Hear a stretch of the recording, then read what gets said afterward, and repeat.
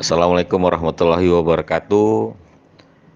Teman-teman semua, alhamdulillah kita masih diberikan kesehatan, kewarasan. Ya, mudah-mudahan dengan nilai kesadaran yang tinggi kita mampu menelaah, meneliti dari setiap perjalanan kita, di mana kita dituntut untuk bisa berpikir dengan iman untuk bisa memilah mana yang benar dan mana yang tidak. Jadi saya sini mau menjelaskan yang katanya dana amanah. Jadi dana amanah itu sebenarnya tidak ada yang namanya menyebabkan musibah. Dana amanah itu justru seharusnya ya bisa menjadi kemaslahatan umat gitu. Kenapa saya bilang gitu? Karena dana amanah ini kan punya sejarah, punya histori. Dana amanah ini terjadi ya karena ada jaminan. Jaminan itu apa? Jadi bangsa dan negara ini ya berdiri itu karena apa? Karena ada yang dibayar, ada yang dijaminkan. Salah satunya sebagai sistem tatanan keuangan. Nah, jadi pada sejarahnya dari tahun sebelum 1945 ya, di mana pada saat itu berembuklah 128 kerajaan yang ada, menunjuklah kepada Kasunanan Surakarta yaitu Pakubuwono X sebagai sentral. Nah, harta-harta yang ada, peninggalan-peninggalan yang ada ya berupa guci, lukisan, emas ya dan segala macam yang ada itu dijadikan penjamin. Ada patung emas dan segala macam. Nah, jaminan-jaminan ini ya lalu diuruslah gitu oleh siapa? Gitu. Oleh Mister Soekarno. Jadi sandi itu ada gitu, ada Mister Soekarno, ada Bung Karno, ya, ada Pak Soekarno. Itu semua memiliki arti. Jadi saya katakan Mister Soekarno. Nah, secara singkat akhirnya setelah diurus menjadi SKR dan segala macam ya dan didaftarkan ya di beberapa instansi-instansi luar negeri semua yang sudah sebelumnya saya jelaskan.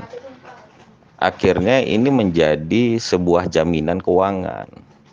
Jadi bank uang itu ada penjaminnya dan itu dipakai juga oleh dunia internasional di berbagai negara yang jaminannya itu punya Indonesia. Nah, Mister Soekarno, ya Bapak Soekarno itu akhirnya memberikan itu kepada Indonesia sebagai apa?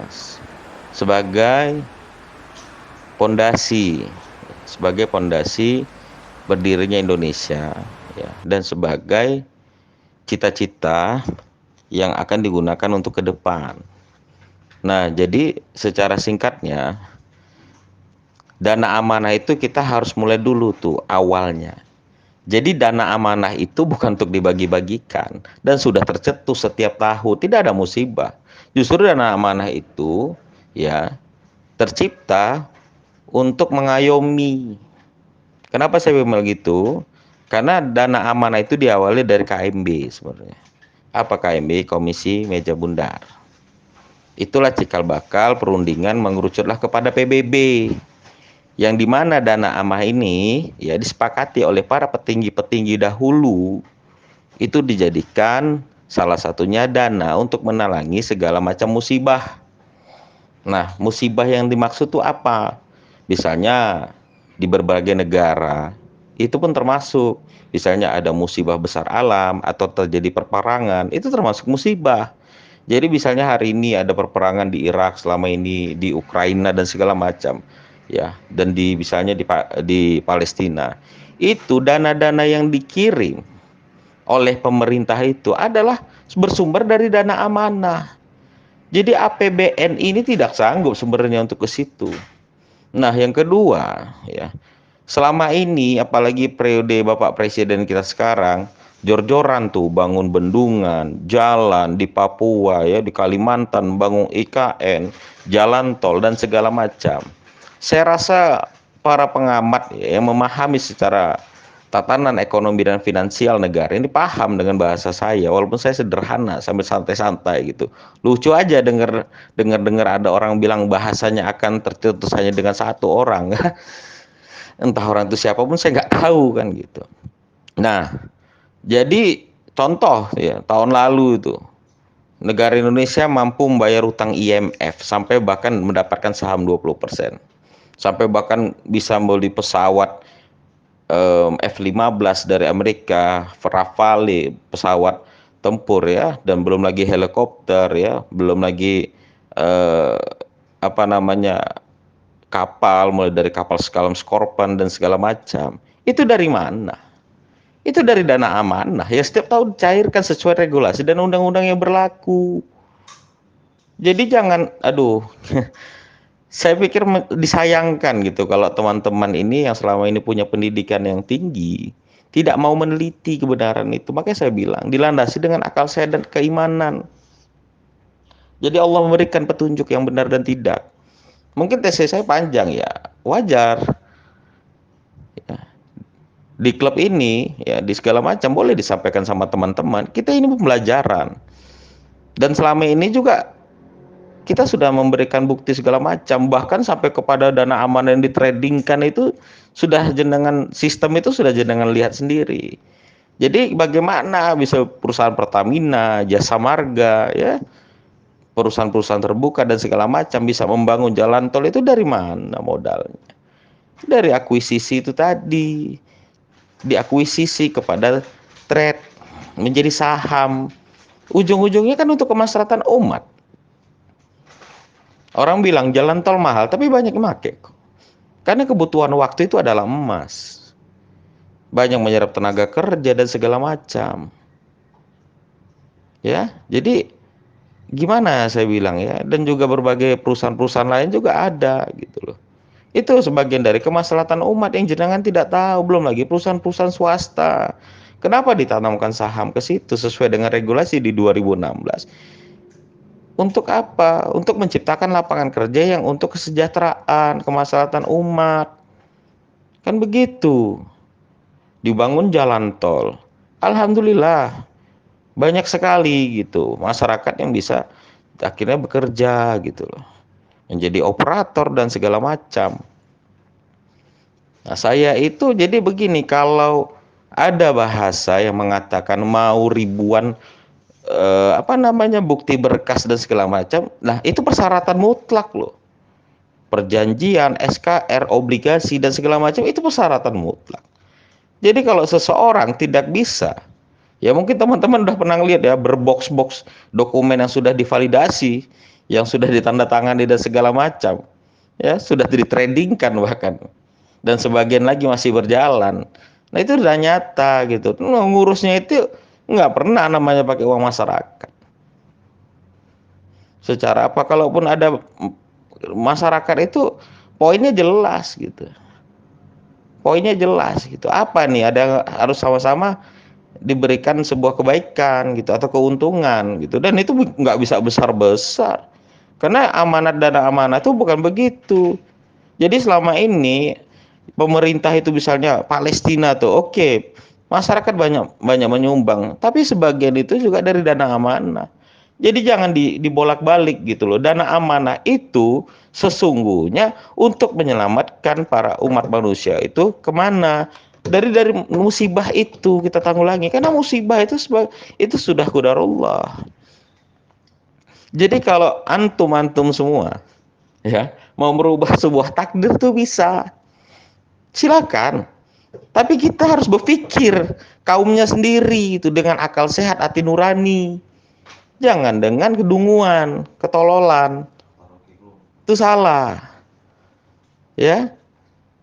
Masa antum ini sekolah tinggi-tinggi bisa kalah gitu loh dengan orang yang ngomong nggak berdasar. Saya sudah tunjuk bukti kok. Ada orang kontri sama sampai puluhan juta. Enggak. Kita di sini klub. Makanya saya buat Smart Collateral Indonesian Club. Kalau memang kontri itu sebatas apa? Uang daftaran 100.000. Jenengan mau masuk klub motor bayar nggak? Jenengan hobi masak mau klub kelas koki gitu ya, klub koki bayar nggak? Semua bayar kok administrasi. Nah, kalaupun ada proyek-proyek itu sifatnya sukarela sebagai investment. Dipaksa enggak. Mau 200.000 ya kalau berhasil alhamdulillah. Ada nggak saya di sini kita dipisah-pisahkan enggak kan? Selama ini kita mau 100.000, bahkan ada yang nyicil 50.000 untuk pendaftaran, kita buka kok. Yang penting niat belajar. Saya tunjukkan kok bukti-buktinya. Jadi gimana ya? Ini ya gimana ya? Semua itu bersyariat loh. Wasilah apa ya? Syariat itu, dokumen itu adalah sebuah wasilah. Sebuah wasilah dari pencapaian untuk mencetus, atau dibilang cair, pasti, besok, enggak juga. Jenengan tuh bersyukurlah tinggal di Indonesia. Oke, katanya UMR kita rendah 3-4-5 juta. Orang Indonesia bayar pajak motor aja sampai 5 tahun sampai platnya mati aja masih bisa, nggak ada disanksi penjara segala macam. Antum bayangkan kalau antum ini semua, ente ini semua tinggal di Singapura deh. Hah? Lupa deh ya. Untuk bayar plat mobil yang 5 tahun, lupa deh, lebih bagus beli mobil baru. Karena pajaknya mahal. Terus yang alih-alih isap nih, yang merokok nih. Lu ke Denmark sana. Gua ada tuh kawan gua di Denmark. Hah? Dia kaget waktu kita di Bali. Kenapa? Dulu gua sebut aja ya, rokok dia Marlboro tau. Dia ngupahin anggota, dia ngasih untuk beli 1 bungkus. Yang menurut dia harga di Denmark. Akhirnya anggota kita pergi tuh ke toko, dibawanya berapa? 2 slop. Bayangkan. 1 bungkus di sana bisa beli 2 slop di sini. Jadi seimbang. Jadi pendapatan negara tuh dari sektor apa? Pajak, ekspor, impor dan segala macam. Pajak pendapatan dan segala macam. Pajak reklame dan segala macam. Emang cukup? Kagak. Dari dana mana? Bukan untuk kesejahteraan sosial bagi yang kontri, tapi untuk seluruh umat. Ya memang belum rata. Ini lagi ditata. Hulu dan hilir, yang sulit itu hilir.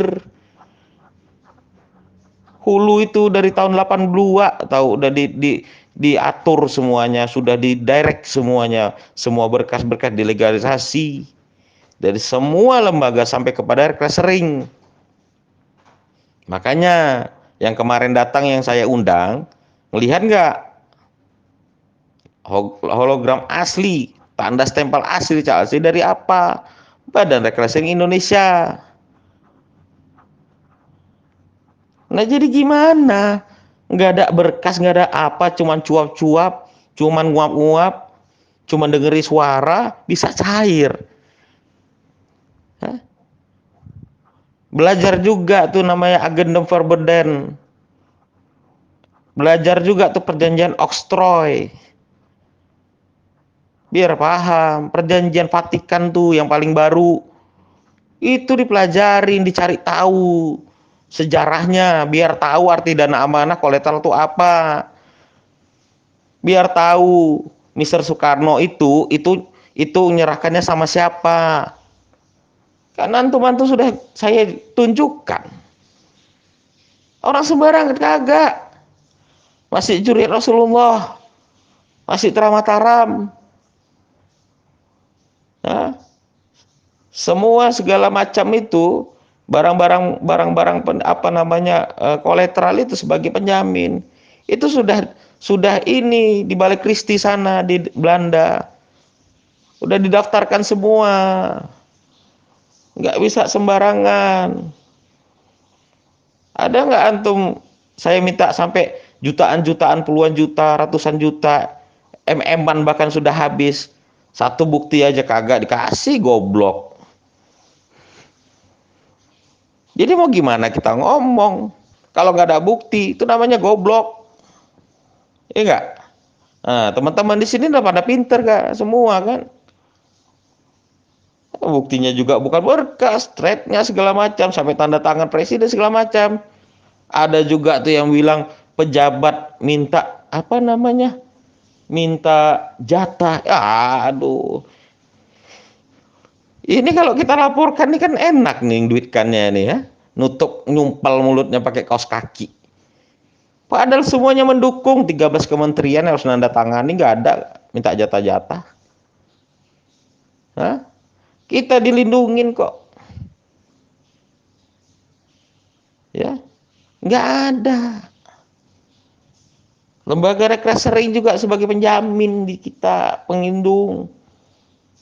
Badan-badan sandi negara juga pelindung kita.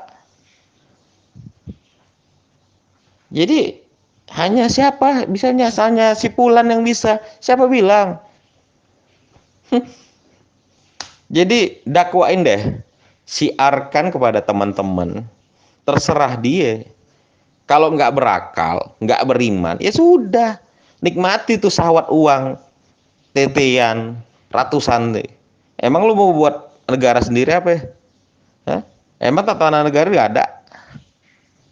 Hah? Nggak seperti itu. Jadi mau sampai bongkok juga ya sudah. Tungguin aja itu. Kita mah kagak. Sistem kolektor kita berjangka investment. Itu regulasi. Jadi silakan kalau sudah didakwakan teman-teman, tinggal dia aja berpikir. Kita ketawa-ketawa aja.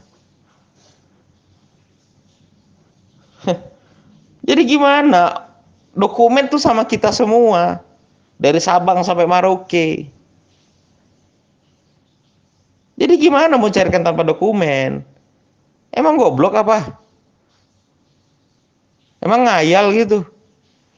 Emang uka-uka gitu? Hah?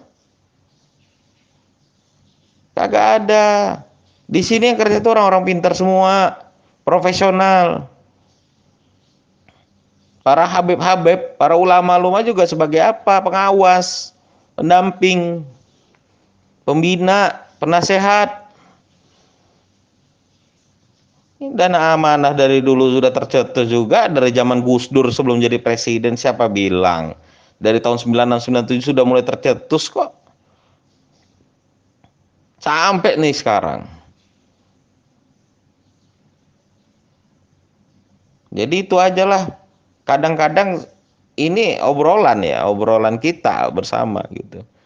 Jadi ini sebuah edukasi. Kalau memang orang masih mempertahankan gobloknya silakan. Nggak nafsi-nafsi kita nih. Nafsi-nafsi urusan lah. Jadi ya udah.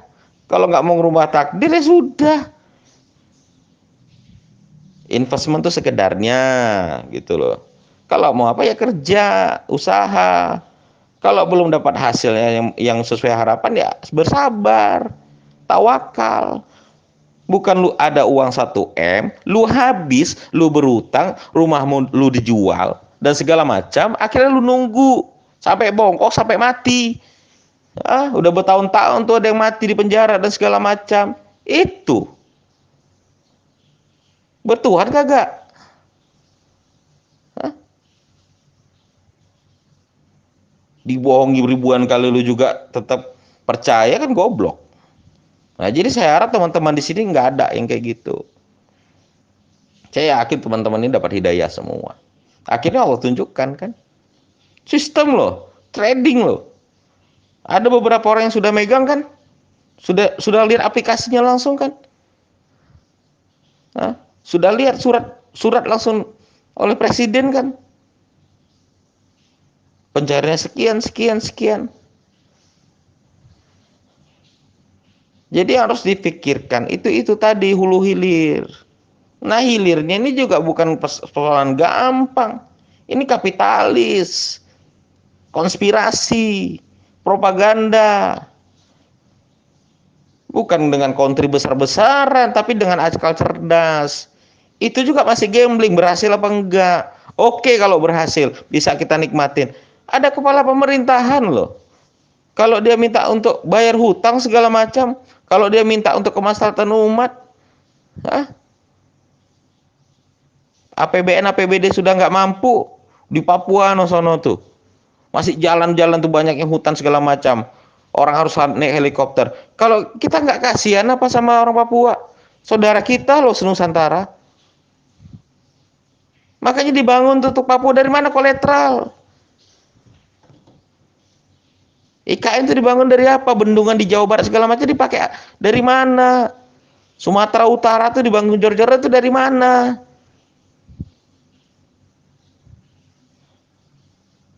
Jadi ayolah kita belajar smart. Ayo bergabung di mana? Di Smart Collateral Indonesian Club. Dapat ilmu, dapat silaturahmi.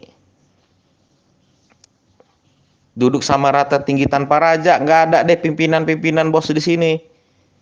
Tidak ada yang tinggi sebenang. Tukar pikiran boleh, ngobrol boleh kok. Nggak ada masalah. Jadi saya doakan teman-teman semua tetap sehat, smart, cerdas, ya, dan mampu bangkit dari segala makan terpuruk. Ya, itu hak Allah. Ketika hidayah dijemput, kan itu salah satu tanda kasih sayang Allah nyampe. Tinggal kita istiqomah aja. Kita tinggal kita tawakal aja, tapi berusaha bangkit. Bismillah. Daripada terus merosok ke jurang. Jadi siapa lagi kalau bukan kita yang memulai? Itu aja yang mau saya sampaikan. Semoga saudara-saudari, Bapak Ibu semua sehat walafiat, diberikan keberkahan rezeki, kesehatan, hidayah, dan memiliki jiwa dan mentalitas kuat. Kita harus mengadakan transformasi dan revolusi mental yang selama ini sudah hancur dengan paradigma, dengan stigma, dengan dogma dan segala macam dari para yang mengaku bisa mencairkan dana amanah. Saya nggak bisa, tapi saya tergabung dalam tim dan sistem. Siapa yang mencairkan? Si A kagak. Instrumen semua. Ada pemerintah, ada pewaris, ada tim. Yang mencairkan siapa? Nggak ada. Yang mencairkan ya rakyat Indonesia. Untuk rakyat Indonesia. Tapi kagak terasa aja sama lu karena nggak peka. Gua rakyat Indonesia nggak? Pewaris rakyat Indonesia nggak? Presiden menteri rakyat Indonesia nggak? Orang perbankan rakyat Indonesia nggak? Jadi nggak ada rakyat Indonesia untuk rakyat Indonesia. Jadi itu aja deh yang mau saya sampaikan. Semangat, smart, ya, lakukan transformasi dan reformasi, revolusi mental agar kita tidak semakin terkubur dengan kebodohan. Itu aja yang mau saya sampaikan. Saya ucapkan wabillahi taufiq walhidayah. Wassalamualaikum warahmatullahi wabarakatuh.